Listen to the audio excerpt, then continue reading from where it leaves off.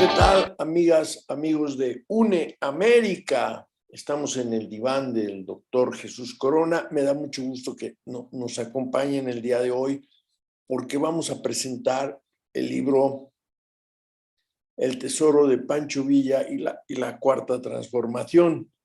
Lo presenta su autor, Alberto Carrillo Armenta, que me da mucho gusto tenerlo con nosotros, viejo amigo mío desde la década de los 90, de principios de los 90. Alberto Marcos Carrillo Armenta tiene estudios de maestría y licenciatura en Ciencias de la Comunicación por el Instituto Tecnológico de Estudios Superiores de Occidente, ITESO, en Guadalajara, Jalisco. Ha realizado actividades privadas en el sector financiero y empresarial. Ha sido asesor de la Comisión de Hacienda y Crédito Público de la Cámara de Diputados en 2018 a 2021. Fue secretario parlamentario y enlace legislativo en el Senado del 2017 al 2018 y fue coordinador de asesores del 2015 al 2006 de la coalición parlamentaria Nueva Alianza, Partido Humanista y Encuentro Social, y ha sido representante ante el Consejo General del Instituto Nacional Electoral y del Registro Federal de Electores del Partido Humanista. También fue coordinador parlamentario de la fracción parlamentaria del Partido del Frente Carlista de Reconstrucción Nacional y fue integrante de la Comisión para la Paz y la Reconciliación en Chiapas. Pues este es nuestro invitado el día de hoy. Los invito a que escuchemos a continuación esta charla. Sí, muchas gracias, doctor. Pues a sus órdenes para ser psicoanalizado. No, para nada. Queremos platicar. Fíjate que mi productor Juan Chain se le ocurrió poner el nombre del diván y me parece así como un juego también. Pero quiero hablar de esta obra del Tesoro de Pancho Villa y la Cuarta Transformación. Partes de un hecho histórico, digo, de un hecho real. El presidente ordena se busque este dinero que estaba en esta casa, que fue incautado en la época de Felipe Calderón. Realmente pues, nadie sabemos qué pasó con ese dinero, por lo menos no el público. La idea es que tú tomas, es fascinante, porque de ahí te vas con la familia de Santiago Krill, con su bisabuelo, el dinero todo lo que le incautó Pancho Villa, o que le expropió Pancho Villa al bisabuelo de Krill. Luego nos narras, yo no conocía el dato, te lo decía ayer en el acento, yo no conocía el dato de que hubiera barras de oro en la casa de Shenli Llegón, y es impresionante dónde quedaron, ¿no? Lo que alega Shenli Llegón, mis barras de oro, dejen los dólares, se los regalo. Y de ahí narras con una pluma ligera, pero con una gran maestría, y nos vas llevando. Yo me pierdo, yo no sé cuáles son las realidades y cuáles son las fantasías. Me gustaría escuchar al autor. Sí, el hecho real es que el presidente solicita que se investigue dónde quedó ese dinero incautado en la casa del chino acusado de narcotráfico, Chen Li Yegon. En aquel momento se encuentran algo así como 205 millones de dólares en efectivo, en billetes de 100. Pero el chino, le digo chino porque es de origen chino, reclama 270 millones. Y de ahí se fundamenta la petición del presidente de decir, bueno, ¿dónde quedó ese dinero? Tanto el que se reconoce que se incautó como el que el chino reclama a través de sus abogados. Pero yo hago el estudio sigo el dinero, que es muy truculento, ahí lo podrán ver en la novela. Es muy, muy truculento, se oculta, se tiene que descubrir gracias a investigaciones de periodistas que utilizan los recursos de transparencia, etcétera, ¿no? Pero lo que a mí me interesa para efectos de la ficción es que el chino siempre ha reclamado que tenía barras de oro en su casa. Y una barra de oro, a diferencia de un lingote, pesa 125 kilos, cuando un lingote pesa 12 kilos. Y una onza de oro, que es una nadita de nada, ahorita cuesta más de $2,000 la onza. Entonces, si estamos hablando de una barra de 120 kilos, estamos hablando de que una sola barra es una verdadera fortuna. Y si el chino, como dice, habla en plural, pues en la ficción se pueden poner 10, 15, 20, 30 barras de oro, ¿verdad? Las que la ficción dé, siempre y cuando sea creíble, ¿no? Pues de ahí parte la novela, a buscar, por instrucciones del señor presidente, ese gigantesco tesoro para financiar la cuarta T, la cuarta transformación. Fíjate que una de las cosas que llama mucho la atención es que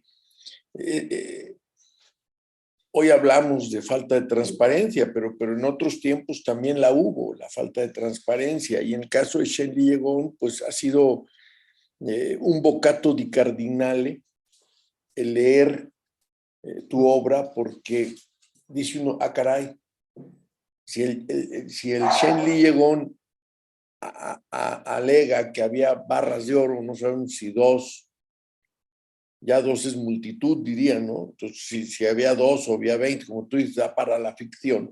Pero lo más maravilloso de todo es que nunca en público yo no sabía, yo no he visto notas que hablen de las barras de oro, tal, no en la prensa mexicana.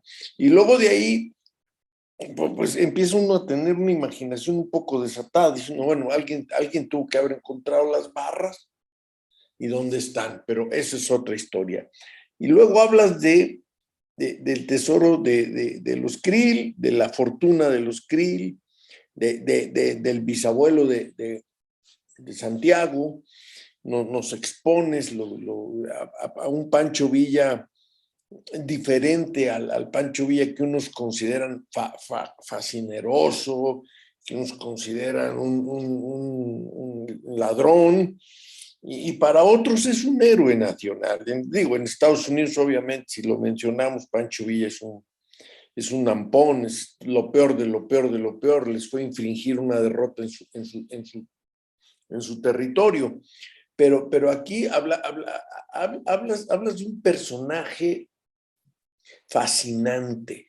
Tu obra hace que uno se enamore, que uno busque más de la vida de Francisco Villa, más allá de las biografías de papelería, les digo yo, sino a los que nos gusta leer, profundizar. ¿Qué nos cuentas? ¿Cómo llegas al tesoro de Pancho Villa y los Krill? Sí, en la ficción de la novela, cuando se integra el equipo del actual gobierno para buscar el dinero y las barras de oro de Chen Liyegón, en ese equipo se integra un empleado de gobernación que en su momento trabajó con Santiago Krill y que bajo las instrucciones de Santiago Krill buscó el tesoro, uno de los tesoros de Pancho Villa. Y aquí entramos en un hecho que es que es un supuesto creíble. El supuesto creíble que en su momento Santiago Krill, como secretario de Gobernación, haya buscado el tesoro de Pancho Villa porque correspondía a su bisabuelo. Entonces es un hecho creíble. Yo tengo el testimonio de un amigo que trabajó en Gobernación que me dice que sí pudo haber sido posible. En la novela narro que durante años en la Secretaría de Gobernación había reportes de ciudadanos que pedían ayuda del gobierno federal bajo la ley del Código, creo que civil, para buscar tesoros. Es decir, de acuerdo a la ley, uno puede encontrar un tesoro y tiene que compartirlo con el fisco de alguna manera, ¿no? Pero había ciudadanos que buscaban el apoyo del gobierno para buscar un tesoro y había un área de gobernación en donde se guardaban esas cartas, ¿no? Quizá no muy recientes, pero sí de la época de posrevolucionaria, ¿no? También en la novela doy cuenta cómo el general García Barragán, entonces secretario de Defensa Nacional en el gobierno de Díaz Ordaz, tenía una unidad militar especializada en buscar tesoros. Y bueno, tenemos clubes de buscatesoros por toda la República, porque vivimos en un país que durante 200 años no tuvo instituciones financieras. De hecho, ahorita 2/3 de los municipios del país no tienen una sucursal bancaria. Entonces es muy aceptado el que la gente que tiene dinero y que lo quiere resguardar en monedas de oro, pues lo entierra, ¿no? Entonces, ¿cómo ligo la novela con Pancho Villa? Porque ese funcionario de gobernación, que en su momento trabajó en la época de Santiago Krill, busca uno de los tesoros de Pancho Villa en La Laguna, en Torreón, Coahuila, y que fue el epicentro de la primera y segunda etapa de la Revolución Mexicana, ¿no? Las batallas, las tomas de Torreón, que fueron 4, son claves, son batallas claves para la primera y la segunda etapa de la Revolución Mexicana. Es decir, la primera etapa es la lucha de Francisco Villa contra el dictador Porfirio Díaz, Madero contra Porfirio Díaz. La segunda etapa de la revolución es la lucha de los constitucionalistas, encabezados por Venustiano Carranza, contra el golpe de Estado que dio Huerta, Victoriano Huerta, ¿no? Y en esas dos primeras etapas, que voy narrando algunos pasajes de las aventuras o de la vida de Pancho Villa es un héroe nacional. Su apoyo a Madero es indispensable para que Madero derrote a Porfirio Díaz. Y su apoyo a Carranza y el triunfo de 2 batallas claves de la revolución, que son la toma de Torreón y la toma de Zacatecas, son claves, porque ahí se derrota la dictadura de Huerta. Como dices tú, la tercera etapa de Villa, que corresponde a la tercera etapa de la revolución, que es la guerra intestina entre los revolucionarios, cuando Venustiano Carranza desconoce la Convención de Aguascalientes, los acuerdos de los revolucionarios en la Convención de Aguascalientes, que nombran un presidente interino para que convoque elecciones, Venustiano Carranza dice, no, yo no acepto ese acuerdo, yo quiero ser el presidente. Y entonces se desata una guerra intestina, en todos los estados se levanta gente pues para irse a la bola. Antes había sido una revolución como un fenómeno regional, diríamos el norte del país y el centro con Zapata, pero para la tercera etapa de la revolución se levantan grupos revolucionarios en todo el país, en todos los estados de la República. Y es una guerra intestina terrible. Y ahí Pancho Villa es derrotado, y al ser derrotado lo convierten o se convierte en gavillero, ¿no? Mucho se ha narrado acerca de la fortuna de Francisco Villa, de Pancho Villa, Doroteo Arango al nacer. Mucho se habla de la fortuna que amasó, se dice de las escuelas que fundó con su propio dinero, de muchas cosas que hizo con su dinero. Se habla en tu novela, nos narras huertista que en la huida esconde el tesoro de Pancho Villa, y es impresionante cómo las biografías de papelería nunca nos llevan ni siquiera a la intención de investigar más acerca de un personaje. Tu novela nos abre la posibilidad de conocer más de los Krill de antes, no de Santiago, sino de su familia, que juegan un papel importante desde Chihuahua en la historia de México, para bien o para mal, y de Pancho Villa, para verlo de una perspectiva diferente. A mí me tiene fascinado tu libro, tienes una pluma ligera, juegas con los tiempos, no hay una secuencia lógica, bueno, lógica sí, pero no formal, digamos. Creo que la secuencia no es formal y eso permite, la hace divertida, la hace amena. Sí, intenté hacer un mosaico, es decir, ir poniendo los distintos elementos como una especie de rompecabezas, en donde va quedando, en la medida en que se avanza en la novela, va quedando clara la lógica de la misma novela, porque a Villa lo voy tratando con anécdotas muy breves, son capítulos de 2, 3 hojas, en donde voy dando aspectos de su vida, como lo dije hace rato, ¿no? La mayoría de los historiadores distinguen cuatro etapas en la vida de Villa, ¿no? Entonces ahí las voy enumerando con anécdotas, ¿no? ¿Por qué? Porque no es el tema de la novela, no soy historiador, no es una novela histórica, son pinceladas que enmarcan la idea de que efectivamente Villa en sus diferentes momentos tuvo acceso a mucho dinero, necesitó mucho dinero para habituallar. Él tenía en algún momento un ejército de caballería de 30,000 jinetes, ¿no? O sea, yo pienso cómo alimentas, transportas, habituallas 30,000 jinetes, ¿no? Digo, se necesitan fortunas para hacer eso y obviamente el dinero salía pues, de la misma revolución, ¿no? De la incautación a hacendados o, en fin.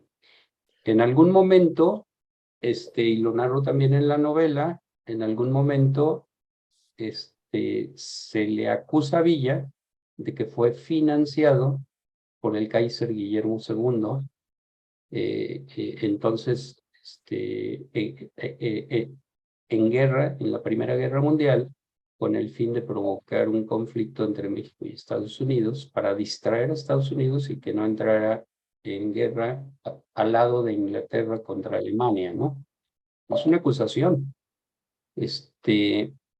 Y se dice que el ataque a Columbus fue instigado, fue alentado y fue financiado por el Kaiser,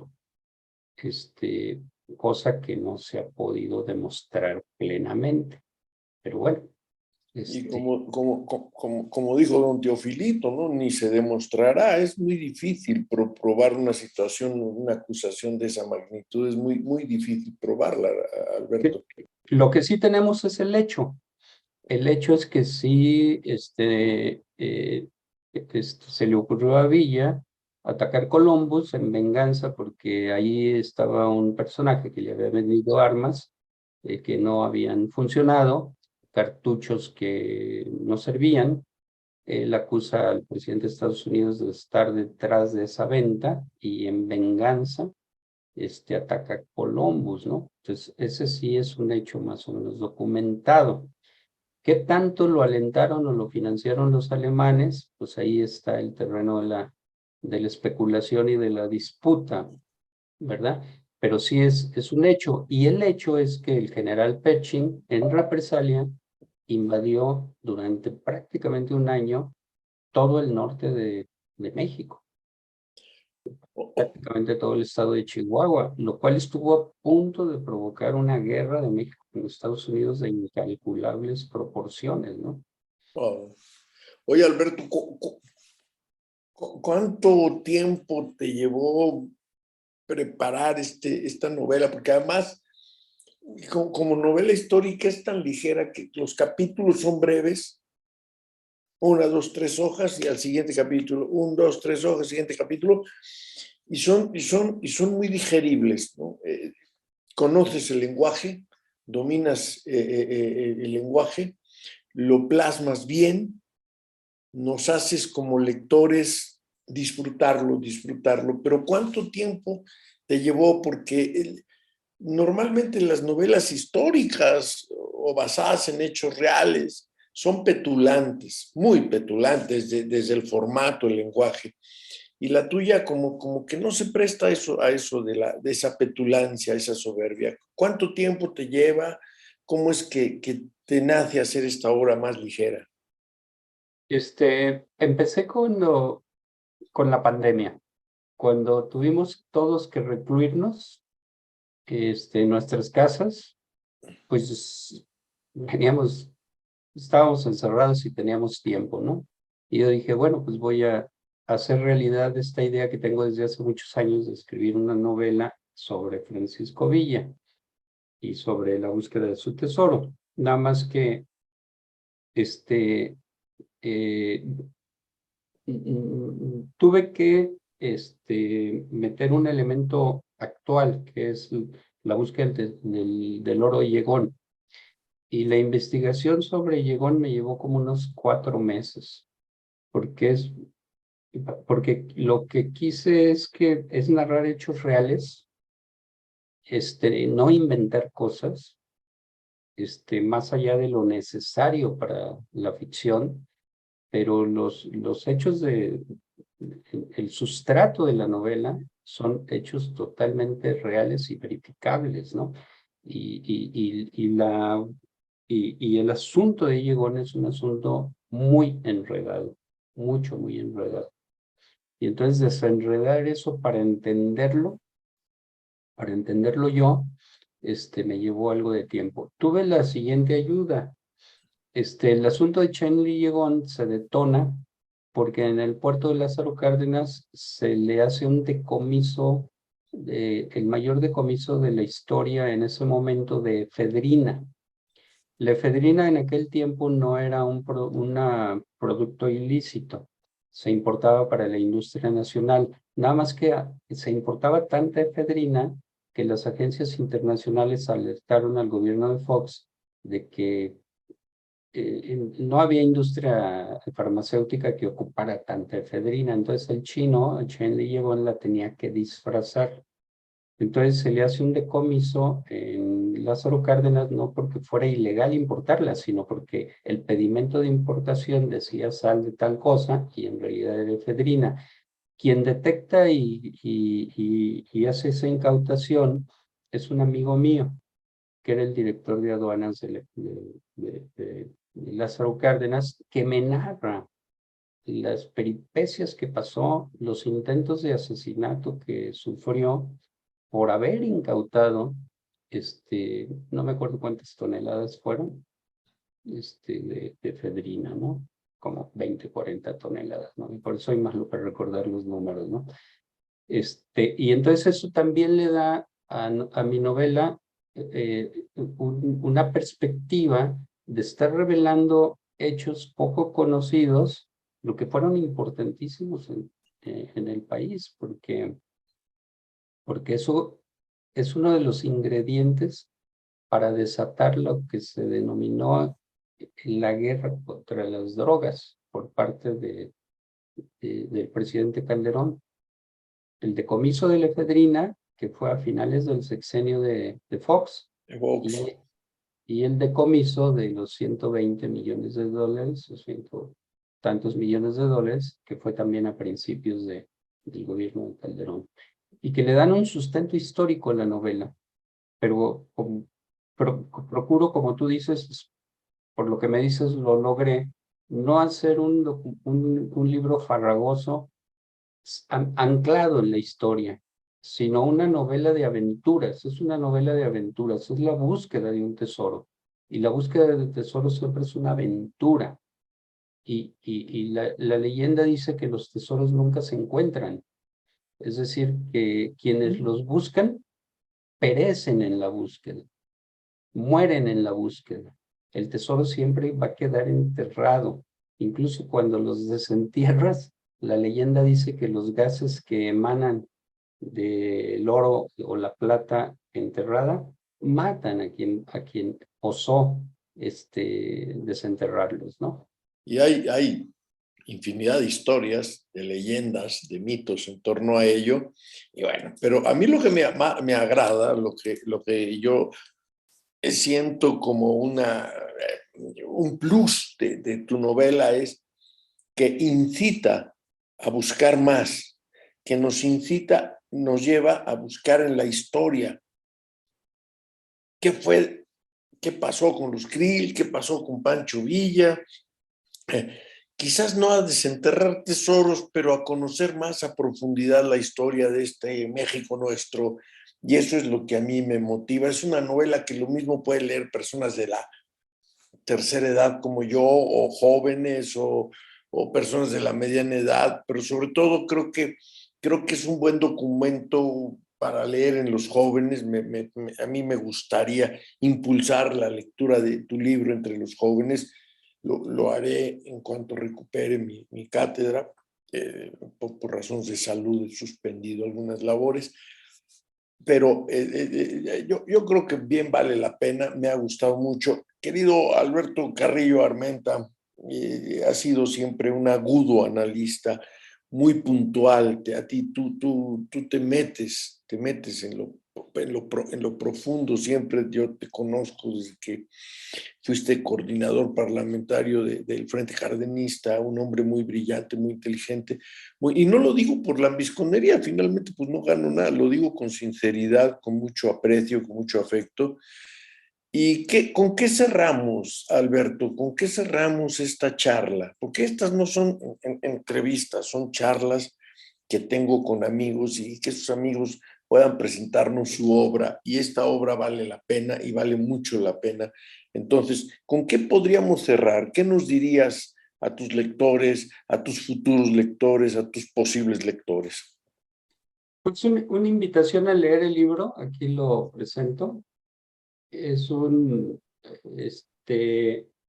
que lanza muchas invitaciones, como dices tú, porque tiene como muchos aspectos, ¿no? Tiene el aspecto de la novela, tiene el aspecto de la ficción, de la aventura, tiene historia, este, este, y tiene ironía sobre el gobierno actual que busca tesoros para financiar la cuarta transformación.